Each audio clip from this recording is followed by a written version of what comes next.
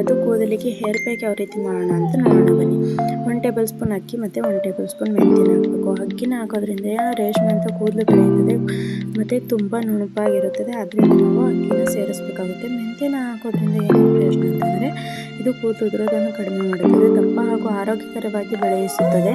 ಇದರಲ್ಲಿ ಪ್ರೋಟೀನ್, ಲೆಸಿಥಿನ್ ಮತ್ತು ನಿಕೋಟಿಕ್ ಆಮ್ಲ ಕೂದಲಿನ ಬೇರುಗಳನ್ನು ಬಲಪಡಿಸುತ್ತದೆ, ತಲೆ ಹೊಟ್ಟನ್ನು ನಿವಾರಿಸುತ್ತದೆ, ನೆತ್ತಿಯಲ್ಲಿ ಬರುವಂತಹ ತುರಿಕೆಯನ್ನು ಕಡಿಮೆ ಮಾಡುತ್ತದೆ ಮತ್ತು ಕೂದಲಿಗೆ ನೈಸರ್ಗಿಕ ಹೊಳಪನ್ನು ನೀಡುತ್ತದೆ. ಅದರಿಂದ ನಾವು ಹಾಕಬೇಕಾಗುತ್ತೆ. ಇವೆರಡನ್ನೂ ಹಾಕಿ ಸ್ವಲ್ಪ ನೀರು ಹಾಕಿ ಚೆನ್ನಾಗಿ ನೆನೆಸಿಡಬೇಕಾಗುತ್ತೆ. 1 ನೈಟ್ ಬಿಡಬೇಕಾಗುತ್ತೆ. 1 ನೈಟ್ ಬಿಡೋದ್ರಿಂದ ಈ ರೀತಿ ಆಗುತ್ತದೆ ನೋಡಿ, ಎಷ್ಟು ಚೆನ್ನಾಗಿ ನೆನೆದಿದೆ. ಅದನ್ನು ಒಂದು ಮಿಕ್ಸಿ ಜಾರಿನಲ್ಲಿ ಹಾಕಿ ಅದಕ್ಕೆ ಸ್ವಲ್ಪ ದಾಸವಾಳ ಹೂವು ಮತ್ತು ದಾಸವಾಳ ಎಲೆನ ಹಾಕಬೇಕಾಗುತ್ತದೆ. ದಾಸವಾಳ ಹೂವು ಮತ್ತು ಎಲೆನ ಹಾಕೋದ್ರಿಂದ ಇದು ಕೂದಲು ಉದುರೋದನ್ನು ಕಡಿಮೆ ಮಾಡುತ್ತದೆ ಮತ್ತು ಹೊಸ ಕೂದಲು ಸೊಂಪಾಗಿ ಬೆಳೆಯಲು ಸಹಾಯ ಮಾಡುತ್ತದೆ.